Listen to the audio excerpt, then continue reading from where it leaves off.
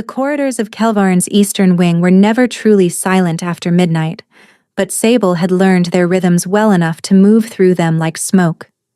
The tap of distant boots, the creak of settling stone, the low murmur of the night guard exchanging posts at the far stairwell. She knew every sound that belonged, which is why the laughter stopped her cold. It came from behind the door to Fenric's private study. A door that should have been locked. A room where, only hours ago, he had pressed his mouth to the place where her neck met her shoulder and whispered the words she had carried like a lantern through every dark passage of her life in this castle. When the northern treaties are settled, I will present you to the court. You will stand beside me, Sable. Not behind me. Beside me, as my bonded queen.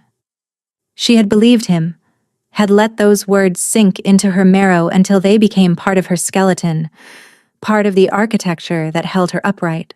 And now his voice drifted through the gap beneath that same door, and he was laughing.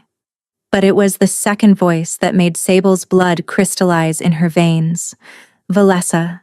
Lady Valessa of House Greyvane, whose perfume lingered in council chambers like a territorial claim, whose fingers found reasons to graze Fenric's arm at every formal gathering, whose smile, whenever it landed on Sable, carried the precise temperature of a blade left out in winter.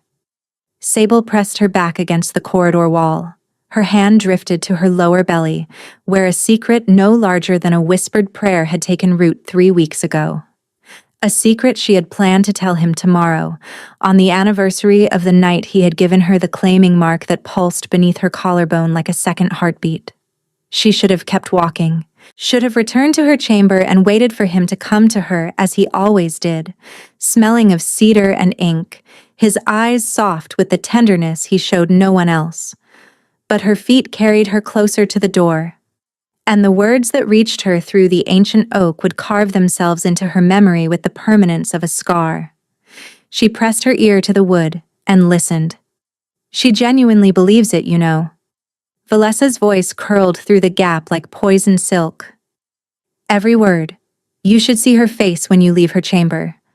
Like a child who has been promised the moon and thinks the sky will actually bend. Sable waited for the correction, for the sharp edge of Fenric's authority cutting Valessa down, for the growl that rose in his throat whenever anyone spoke against those under his protection. What she heard instead was a sound that would haunt her for the rest of her life. He laughed. Not the warm, rumbling laugh she knew from their private hours. This was something colder. Performative. The laugh of someone sharing a joke he found genuinely amusing. Sable is useful, Fenric said. The word landed like a stone dropped into still water. Useful. Her healing gift is extraordinary, and her loyalty is absolute precisely because she believes I intend to elevate her. If I disabuse her of that notion, I lose the most talented healer in 3 territories. So you will simply keep her? Valessa asked, like a pet with a purpose. I will keep her comfortable and convinced. There is a difference. And when we are bonded, when I stand beside you at the ascension, what happens to your little healer then? A pause. Sable could hear the clink of crystal. Wine being poured. Wine being sipped. The casual choreography of 2 people who had shared this room, this conversation, many times before. She will be relocated to the eastern villages, a generous position. Her own clinic. Far enough from the capital that she will not complicate matters, close enough that I can summon her skills when needed. You have thought this through. I have thought about nothing else since the council confirmed our arrangement 3 months ago. 3 months. The number detonated behind Sable's ribs. 3 months ago, Fenric had taken her to the moonlit grove beyond the castle walls, had bitten the hollow of her collarbone with trembling reverence, and had sworn to her that the mark he left was sacred, irreversible, a promise written in blood and bone that could never be broken. 3 months ago, he had already known. Every kiss since then, every whispered vow, Every night he had held her against his chest and traced the mark with his fingertips, murmuring that she was his and he was hers, and nothing in this world could change that. All of it performed with the knowledge that she was temporary. Sable's hand pressed harder against her belly. The life growing inside her, conceived in what she had believed was love, suddenly felt like evidence of the most elaborate cruelty she had ever known. Her claiming mark blazed with sudden vicious heat beneath her collarbone. She bit her lip until she tasted copper, swallowing the gasp before it could escape and betray her presence. Then she peeled herself from the wall, turned away from the door, and walked back down the corridor on legs that felt borrowed from someone else. She did not run. She did not cry. She did nothing. And that was the most terrifying part of all.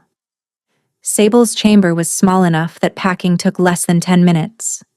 She moved with mechanical precision, her hand selecting only what mattered while her mind floated somewhere above her body, watching a woman she no longer recognized perform the rituals of departure, her grandmother's bone comb, the leather satchel of dried herbs and tinctures, 2 changes of clothing, both plain enough to belong to anyone, the journal where she had pressed a wildflower from the grove where he had marked her.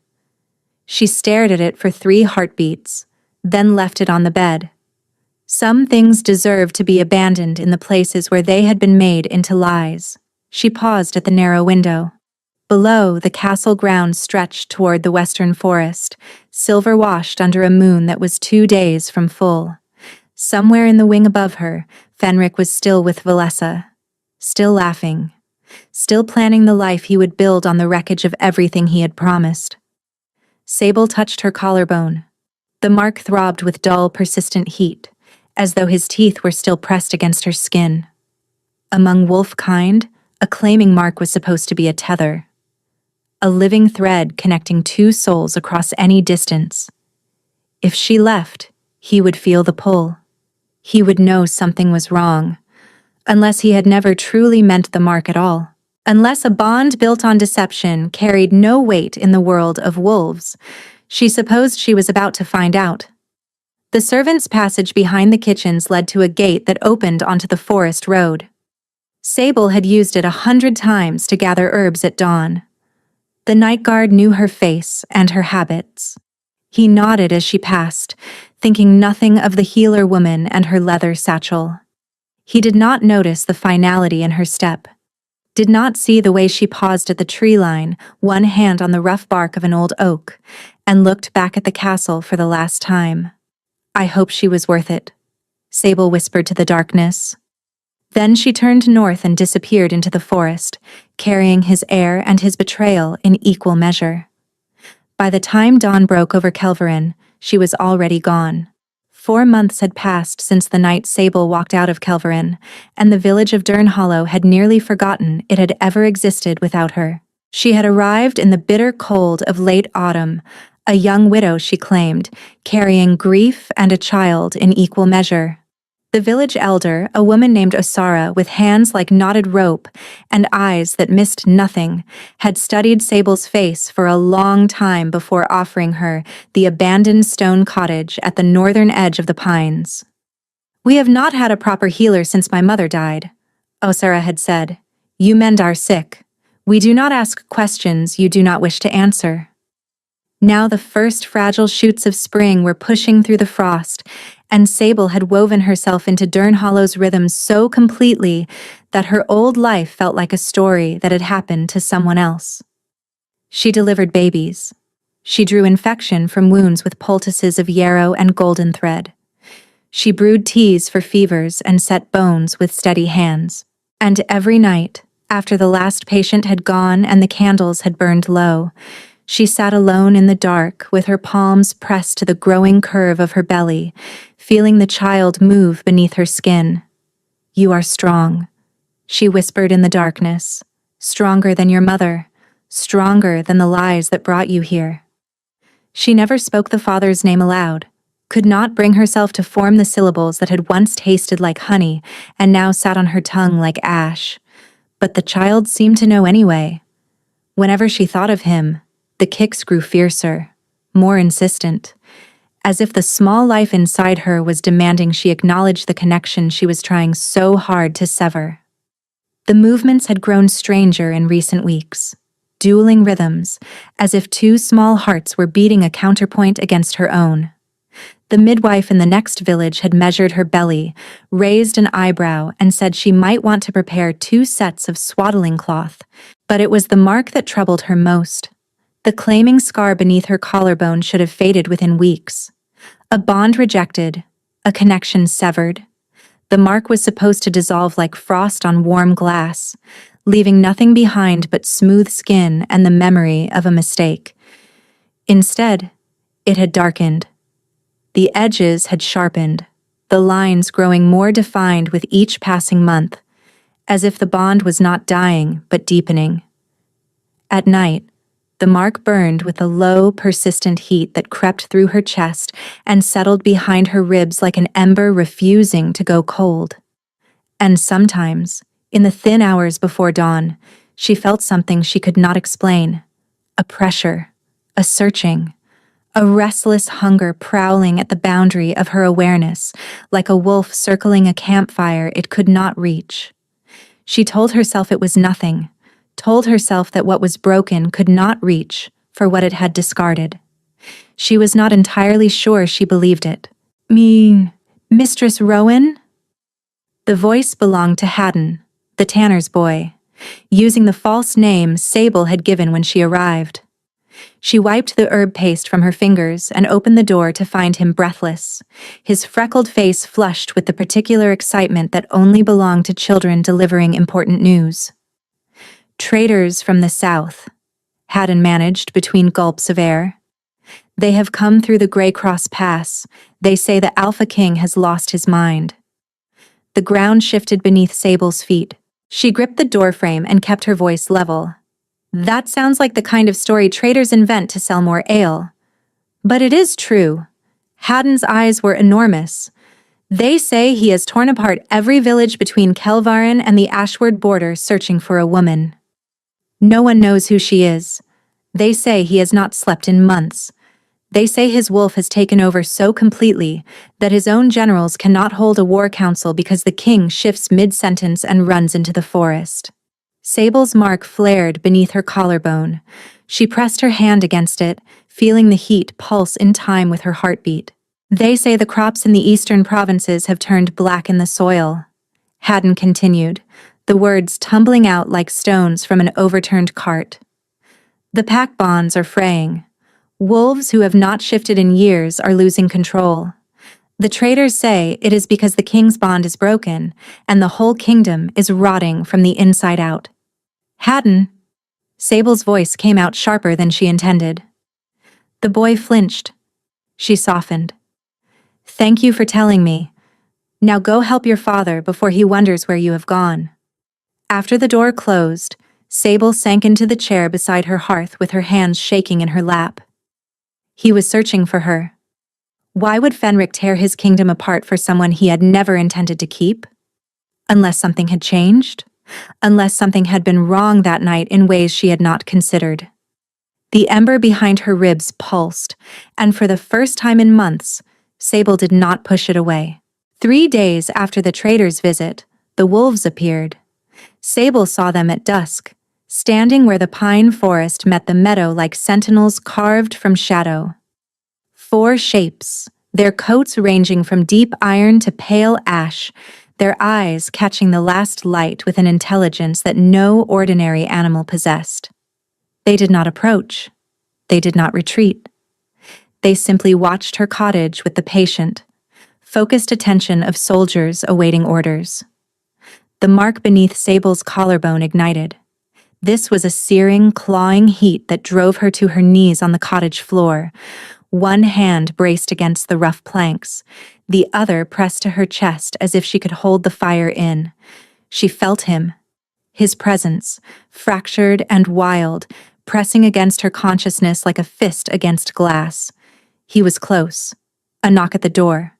Measured, deliberate. The knock of someone trained to deliver difficult news with composure. Sable grabbed the iron fire poker and rose on unsteady legs. When she opened the door, Two men stood on her threshold. Both wore the deep charcoal cloaks of the king's inner guard, but it was the man on the left who held her attention. He was perhaps 50, his jaw shadowed with silver stubble, his posture carrying the particular stillness of a wolf who had learned to keep his animal leashed through decades of discipline. "My lady," he said, and the tremor in his voice was unmistakable. "My name is Corin. I serve as first shield to the Alpha King. We have been looking for you for a very long time." "You have the wrong woman." Sable kept her voice flat. "My name is Rowan. I am a healer." Coran's gaze dropped to where her hand pressed against her collarbone. "You are Sable, born of the Commons, formerly in service to the royal house of Kelverin. You carry the king's claiming mark and his child. And I have crossed 6 provinces and 2 mountain ranges to find you before someone else does." The poker wavered in her grip. "Before someone else does? May I come inside? What I have to tell you is not safe for open air."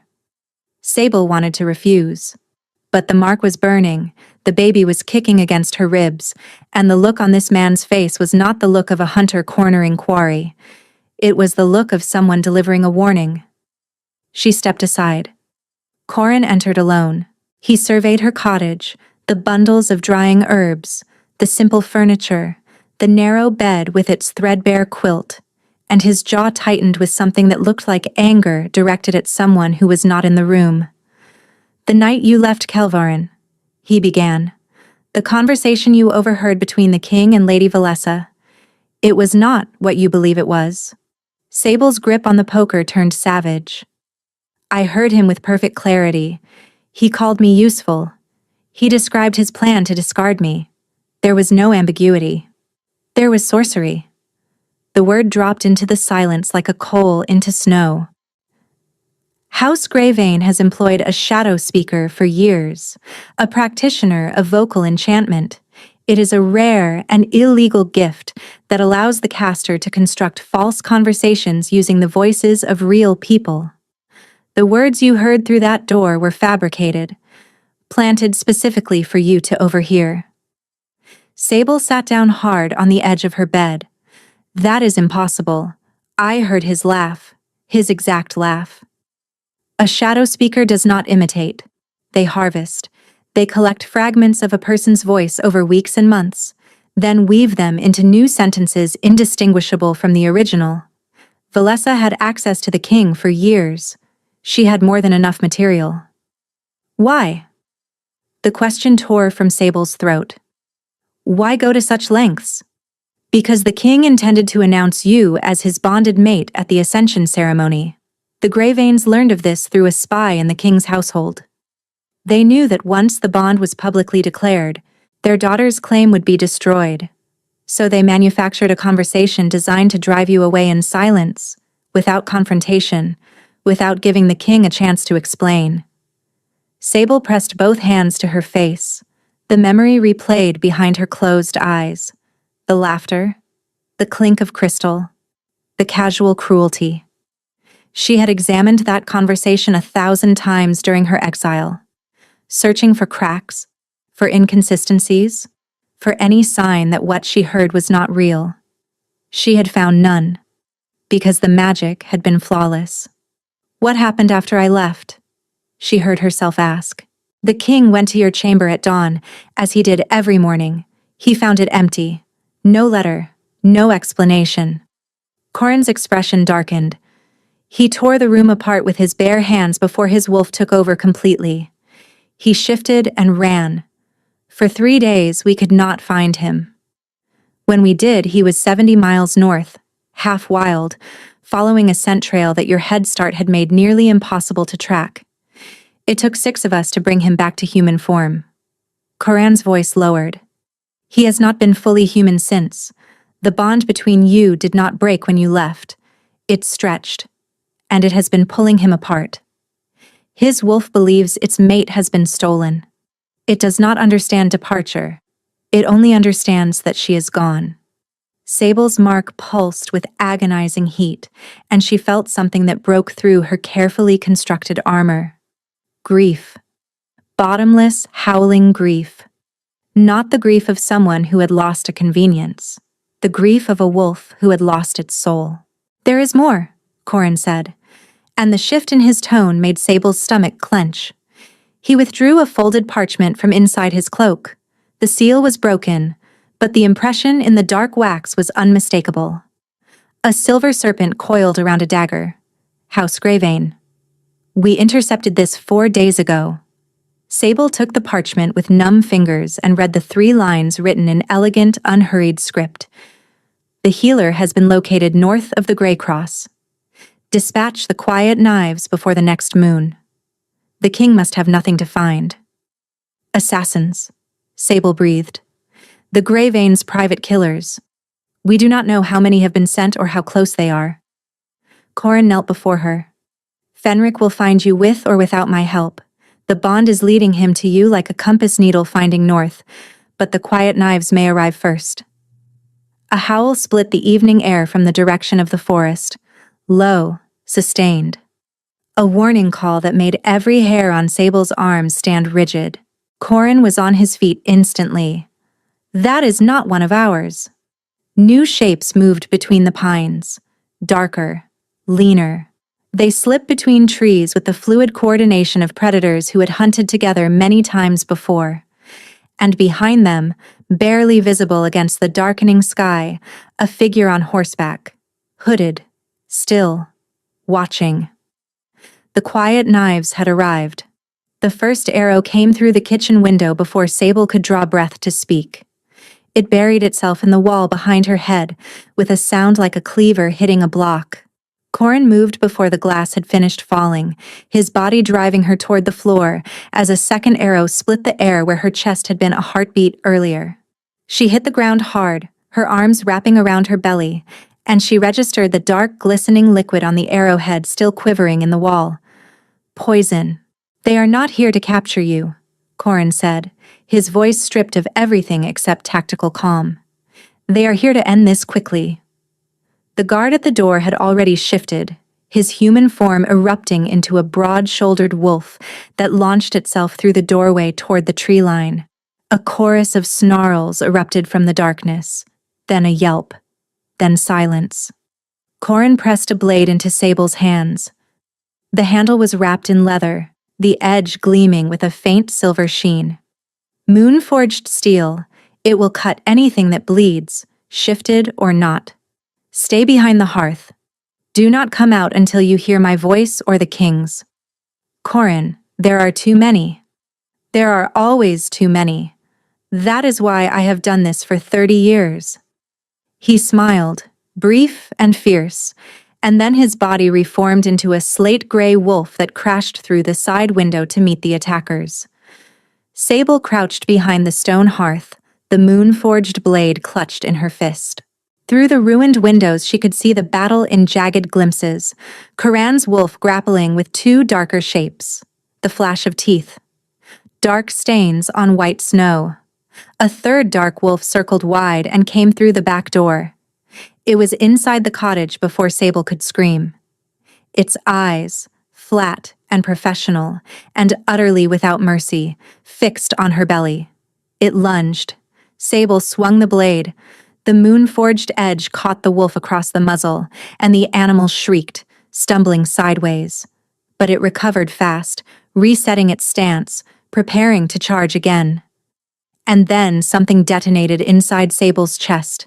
Not pain, not fear. Something older. Something that had been coiled beneath her healing gift since the day she was born, dormant and patient, waiting for the precise moment when the woman who carried it had no other choice. Light erupted from her hands. Not candlelight, not torch glow. A luminous, sun-bright radiance that poured from her palms like liquid dawn, flooding the cottage with warmth so intense that the frost on the remaining windows evaporated instantly.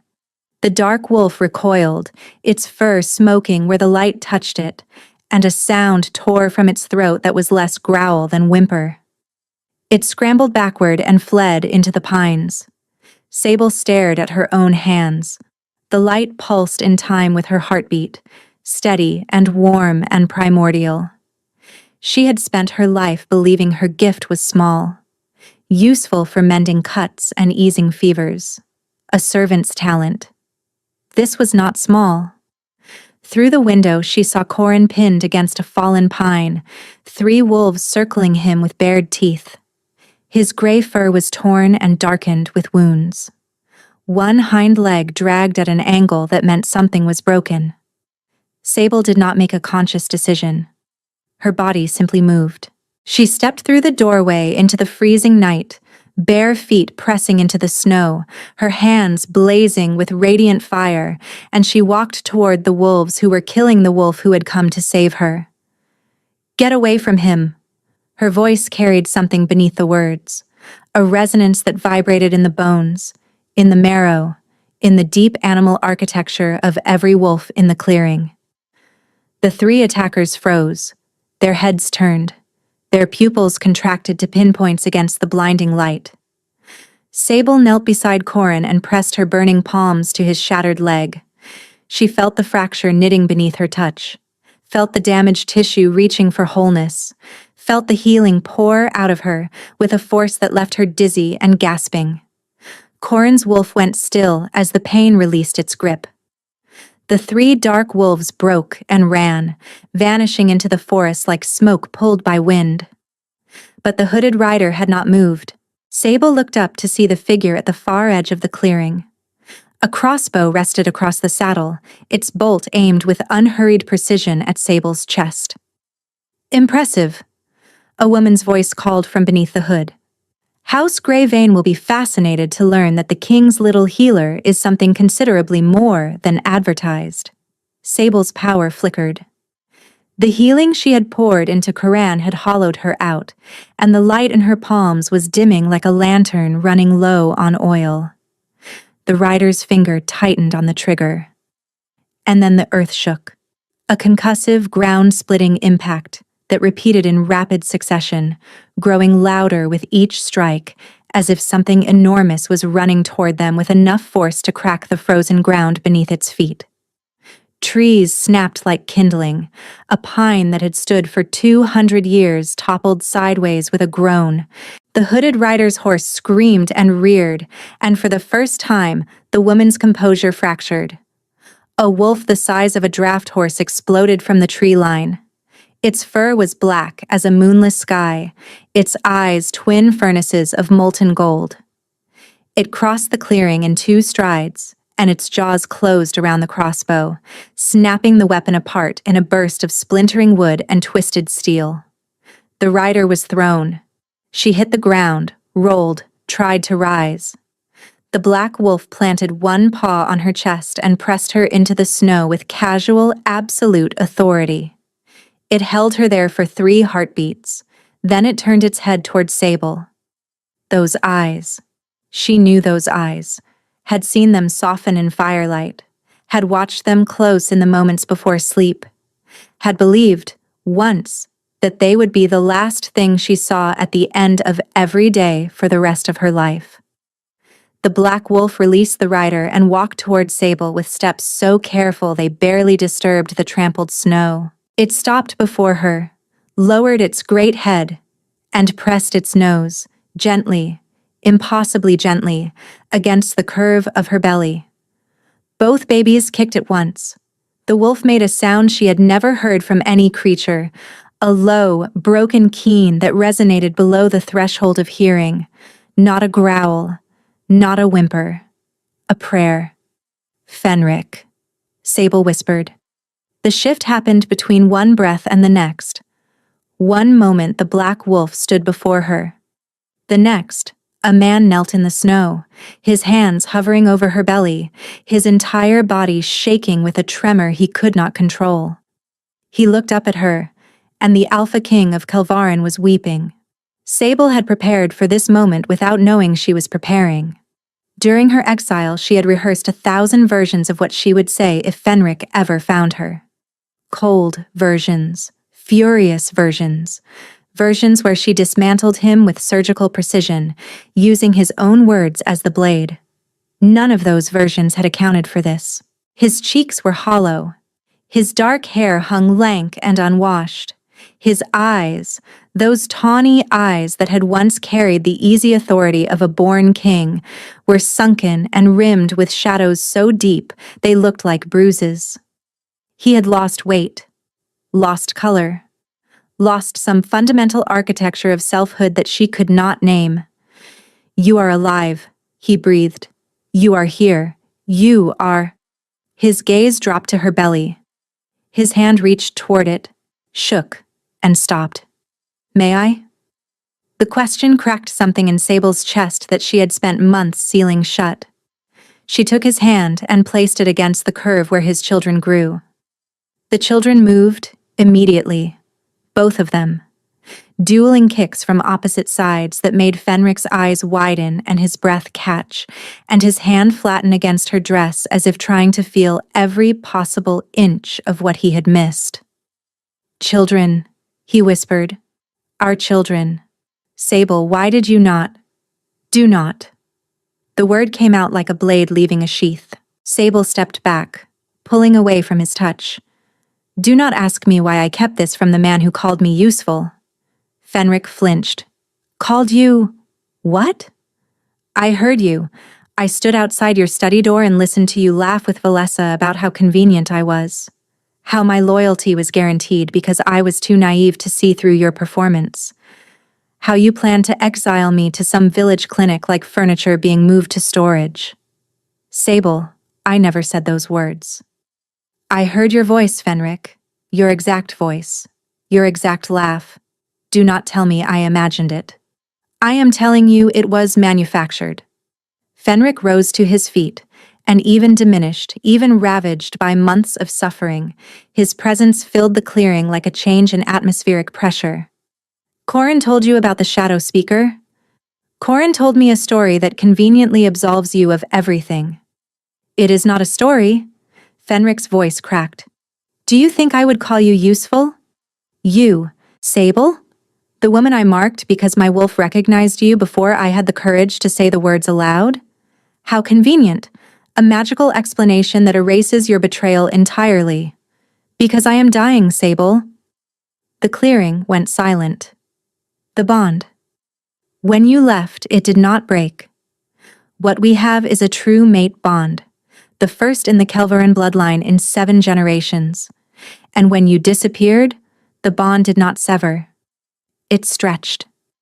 And it has been slowly killing me ever since." His hand went to his own chest, pressing against the place where his mark mirrored hers. "My wolf has been fighting me for control since the morning I found your chamber empty. Every day, the line between man and animal gets thinner. I have broken bones and walls and the jaw of my own cousin because the wolf does not understand why its mate is gone, and the grief has turned it savage." He stepped toward her. Sable did not step back. "I have not touched Valessa. When I discovered what the Grey Veins had done, I had their shadow speaker arrested. He confessed everything. The false conversation, the harvested voice fragments, the weeks of preparation. All of it designed to make you leave without a word, so that I would have no explanation, no trail, no way to find you." Sable's vision blurred. The walls she had built, the careful architecture of anger and self-preservation, were crumbling under the weight of his words and the anguish she could feel hammering through the bond. "I waited for you every morning," she whispered, "for 3 months before I left. You came to my chamber at dawn. You brought me tea and sat on the edge of my bed and told me about your dreams, and I kept waiting for the mask to slip, for you to say something that matched what I had heard, and you never did." Fenric made a sound that was not entirely human. "You were tender and kind and exactly the man I had fallen in love with, and it made the betrayal worse because I could not reconcile the 2 versions of you. There were never 2 versions. There was only ever me." He reached for her face. His hands cupped her jaw with a gentleness that contradicted every sharp edge of his ruined appearance. "I would have announced you at the Ascension. I had the declaration written, the crown commissioned. I was going to stand before every noble house in Kelverin and tell them that a healer born of the commons was the most extraordinary woman I had ever known, and that any wolf who could not accept her as queen did not deserve to call themselves part of my kingdom. A sob broke from Sable's throat. She pressed her forehead against his chest and felt his arms close around her with the grip of someone holding something he had been certain he would never touch again. "I hate you," she whispered into his shirt. "I know," he answered, his lips pressed to her hair. "I hate me too." "I do not actually hate you. I know that too." She hit his chest with her fist. There was no force behind it. Alone Fenric, pregnant, terrified, believing the person I loved most in the world had been performing for me. He caught her wrist and pressed her palm flat against his heartbeat. "Never again. I swear it on the bond, on the mark, on the lives growing inside you. Never again." They rode south through the night, Sable seated before Fenric on a black warhorse that moved with preternatural steadiness through the dark forest. His arm wrapped around her waist, his chest solid against her back, and the bond between them hummed with a resonance that was almost musical. The mark beneath her collarbone no longer burned. It pulsed with warmth, gentle, steady, like a heartbeat that had finally found its rhythm. "I need to tell you everything," Fenric murmured against her hair, "before we reach Kelverin." He told her about the morning he found her chamber empty, how he had stood in the doorway holding the cup of tea he brought her every dawn, staring at the stripped bed. How he had found the journal she left behind and opened it to the page where the wildflower lay, the bloom from the grove where he had given her the mark. How something inside him had snapped. "I shifted without deciding to. My wolf took over completely. It followed your scent north through the castle grounds, across the western river. Coran found me 3 days later, 70 miles from the capital, half wild, with your scent trail gone cold in a rainstorm." His arm tightened around her waist. "It took 6 wolves to bring me back to human form." "The kingdom suffered," Sable said quietly. It was not a question. A wolf separated from its true mate radiates instability through the pack bonds. The crops failed because the land responds to the alpha's state. I knew what was happening, and I could not stop it because every fiber of my being was consumed with finding you. Sable's hand found his where it rested on her belly. "I felt you, at night. A pressure, a searching." Fenric stiffened behind her. "You felt that?" "Every night. I told myself it was phantom pain. It was my wolf. When I slept, it reached for you. Every night without exception. I thought I was imagining a connection that no longer existed." "It existed," Sable said. "It always existed. I just could not let myself believe it." She turned in the saddle to look at him. In the silver moonlight, she could see the shadows under his eyes, the gauntness of his cheeks, the evidence of months of suffering etched into every line of his face. She reached up and touched his jaw, and he closed his eyes at the contact, as if her fingertips carried a current that completed something inside him. "We have both been through so much," she whispered. "Apart when we should have been together." Fenric's hand came up to cover hers. "Never again," he said. "Whatever comes next, we face it as one." They rode in silence for a while, the bond pulsing with shared warmth, and the twins, as if sensing their father's proximity, settled into a peace they had not known in weeks. "The gray veins," Sable said eventually. "What happened after you discovered what they had done?" "I arrested the shadow speaker," he confessed. But Valessa had already fled to her family's stronghold. Lord Aldrin denied all involvement and demanded a tribunal before the High Pack Council. And the council is compromised. 3 of the 7 seats are held by Greyvein allies. They blocked the tribunal. Declared the confession obtained under duress. Accused me of fabricating charges to justify my obsession with a common-born woman. So the Greyveins are still in power. They are more than in power. While I searched for you, they consolidated. Alliances, military positions. Half the noble houses now believe I am unfit to rule. Dawn was breaking when they crested the final ridge and the capital spread before them. Kelverin's skyline should have been dominated by the iron spires of the royal keep. Instead, Sable saw smoke. Thick, dark columns rising from the merchant quarter and the eastern garrison. And above the main gate, where the royal standard should have flown, a different banner snapped in the wind. Silver serpent coiled around a dagger on a field of midnight blue. House Grey Vein. No. The word left Fenric's chest like a physical blow. Not openly, they would not dare. A rider broke from the tree line, galloping hard. One of Fenric's scouts, his face ashen. My king, the Grey Veins moved at midnight. Lord Aldrin has declared you unfit and named himself regent protector. Lady Valessa has claimed the throne as bonded queen. On what grounds? Fenric snarled. The Ascension Declaration, my lord. The one you wrote for the Lady Sable. The Grey Veins found it in your study and altered it. It now bears Valessa's name. 3 council members have authenticated it as genuine. Sable felt Fenric's body go rigid behind her. His fury hit her through the bond like heat from an open furnace. There is more. They have taken hostages. 43 members of the household staff who refused to kneel. They are to be executed at sundown as traitors. Who? Sable demanded. The scout looked at her with surprise, then recognition, then something like hope. The kitchen staff, the stable hands, and the old healer, my lady. Marin. The one who trained you when you first came to court. Marin. The woman who had taught Sable to grind poultices before she could read, who had pressed extra bread into her pockets when the kitchen matron was not looking, who had looked at the claiming mark beneath Sable's collarbone and said, with quiet certainty, "He has chosen well." "We have to get them out," Sable said. Fenric looked down at her. "Sable, you cannot go into that city.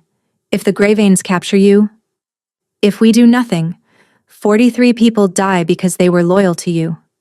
I will not let Marin die because she was kind to me." Something shifted in his expression. The anguish receded. What emerged beneath it was something older, harder. The face of a king who had finally found something worth fighting for beyond his own pain. "My wolves," Fenric said, and his voice carried across the ridge like a war drum. Behind them, hundreds of shapes materialized from the forest. Wolves of every size and shade, their eyes gleaming, their bodies coiled. The Grey Veins believe they have won. They are wrong. Today, we show them what happens to those who threaten our people, our true queen, and the heirs she carries. A howl rose from the assembled wolves, then hundreds more, a sound so unified it shook snow from the pines and sent birds erupting from the canopy. "Together?" Sable asked. Fenric pressed his lips to her temple.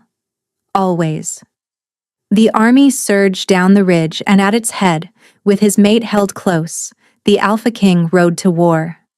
The outer walls fell within the hour. The Grey Veins had fortified the gates and manned the battlements. They had not expected an army driven by months of accumulated fury and the primal imperative to protect the king's true mate and unborn heirs. Fenric fought like something out of legend. His black wolf form tore through barricades with a ferocity that made even his own warriors give him wide berth. By mid-morning, the castle gates lay in ruins. But as the sun climbed toward noon, a messenger came with news that turned the war personal. Lord Greyvein has sealed himself in the throne room with the hostages.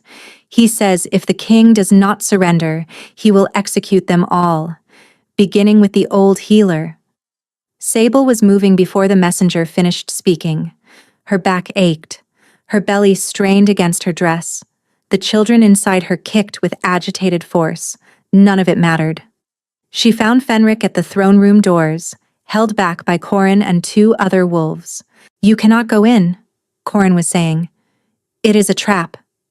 If I do nothing, they die." "Fenric." Sable pushed through the guards. He spun at her voice. "Sable, I told you to stay on the ridge. I know what you told me, and I am telling you that I will not hide while people die for the crime of being loyal to us.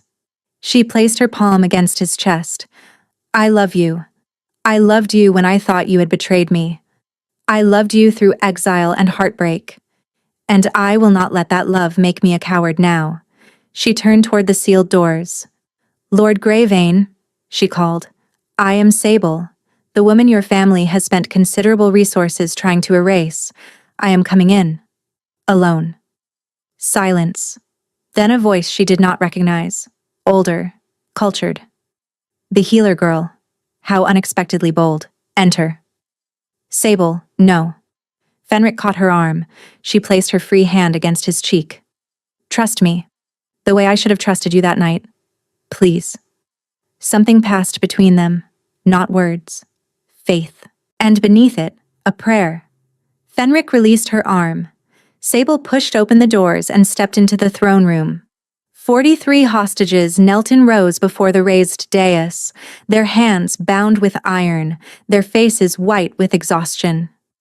Armed Greyvane soldiers stood behind them with blades drawn, each positioned at the back of a captive's neck.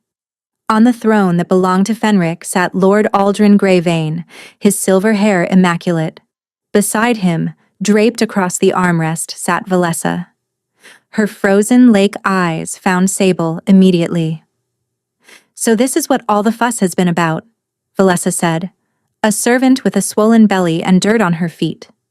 Sable ignored her. Her eyes found Marin in the second row.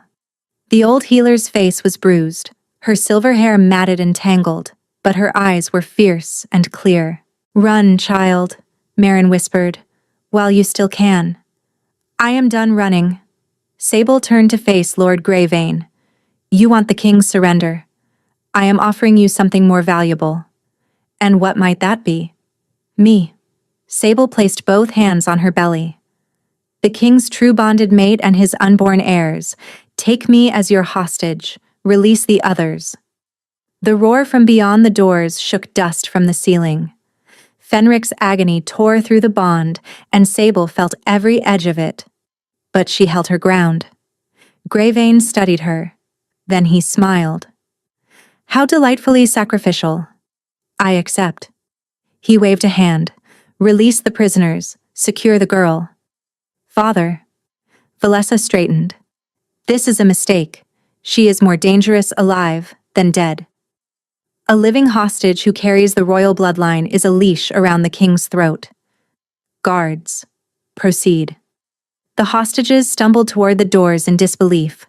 Marin tried to reach Sable, but soldiers pushed her toward the exit. As rough hands closed around Sable's arms, she felt something unexpected. Calm. Not the numb calm of her flight from Kelveren. Something deeper. The stillness of having finally, completely, stopped running. The babies shifted inside her. Both of them, moving in unison at last, as if aligning themselves for something their mother could not yet see. And deep in Sable's chest, beneath the claiming mark, beneath the bond, something ancient began to stir. Luminous light began to bleed from beneath Sable's collarbone. It started as a faint glow, barely visible through her dress, and Greyvane dismissed it with a glance. A healer's parlor magic. Nothing that concerned a man who held a kingdom in his fist. He was wrong. The light intensified. It spread from the claiming mark across her chest, down her arms, through her fingers, until her hands were incandescent. The soldiers holding her arms released her with yelps, their palms burning where they had gripped her arms. What is this? Greyvane rose from the throne. Sable could not answer. The twins were not kicking but radiating. She could feel their energy pouring into her bloodstream like twin rivers feeding a rising sea, and with it came a force that made her healing gift look like a candle held against the sun. Pain hit her like a thunderclap. Her knees buckled and she caught herself on the edge of the dais as every bone in her body began to vibrate. No, she gasped. Not now. But her body was no longer asking permission. Months of suppressed change, held back by fear and denial, would not be contained. The children she carried were the product of a true mate bond, and their combined magic had unlocked a door in their mother's blood that had been sealed since birth.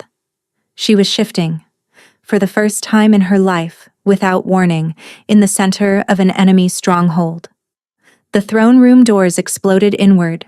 Fenric burst through in full wolf form, a black hurricane of fur and wrath, his eyes finding Sable immediately. Gray-veined soldiers surged to intercept him. Valessa screamed commands, chaos erupted, and Sable's transformation consumed her. Every bone broke and reformed. Her skin rippled as fur pushed through. Her senses expanded so violently she could hear individual heartbeats across the room, could smell the steel of drawn weapons and the cortisol in every soldier's sweat. Greyvein had drawn a sword from beneath his cloak. The blade shimmered with an oily, iridescent sheen, venom-bane steel, lethal to any wolf it cut. "If I cannot rule through your mate," Greyvein snarled, advancing on her trembling form, "then I will rule alone after he watches you fall." The sword descended. Light erupted from Sable's chest like a detonation, a wall of radiant force that caught the venombane blade and stopped it dead, 6 inches from her throat. The steel glowed white-hot in Greyvein's grip, and he screamed as the handle seared into his palm, the sword clattering to the floor with a sound like a bell struck once and silenced. The transformation completed in a surge of blinding fire. Where a woman had knelt, a wolf now stood. Her fur was the white of birch bark in winter. Her eyes blazed with gold threaded through with filaments of light. She was smaller than Fenric's black form, but the power that radiated from her body was not smaller. It was different. Where his was force and wrath, hers was resonance. It vibrated through the room like the lowest note of a cathedral organ, hitting frequencies that bypassed the brain and spoke directly to the animal inside every wolf in the chamber. The gray-veined soldiers dropped their weapons, not because they chose to, because their wolves, deep inside their human shells, had heard that resonance and recognized it for what it was, the voice of a true queen. Sable lunged. Her jaws closed around Greyvein's wrist with surgical precision, the same precision she had used to set bones and close wounds for years, and she felt the joint dislocate before her teeth finished closing. The Lord screamed. The venombane blade lay forgotten on the floor. Fenric reached her side. His black fur pressed against her white, and the bond between them burned with a connection so intense it was nearly blinding. "You shifted." His voice resonated inside her skull. "Sable, you shifted." "I had motivation," she replied, and the ease of the mental connection startled her, as if she had been speaking this language her entire life. Valessa had retrieved her father's fallen sword. She stood at the top of the dais, the venombane blade quaking in her grip, her composure gone entirely. "You were supposed to be nothing," Valessa hissed, "a convenient body, a useful set of hands." Sable let the wolf dissolve, her body flowing back into its human shape. The transition was fluid, almost graceful, as if her body had been waiting its entire life to learn this language of transformation. She stood before her enemy, one hand resting on her belly where the babies still grew, sheltered through the shift by the light that had accompanied every moment of the change. "I did not destroy anything," Sable said quietly. "Your family built on a foundation of lies and manufactured cruelty. It was always going to collapse. I was simply the weight that brought it down." Valessa charged. Fenric's jaws caught her wrist before the blade traveled a foot.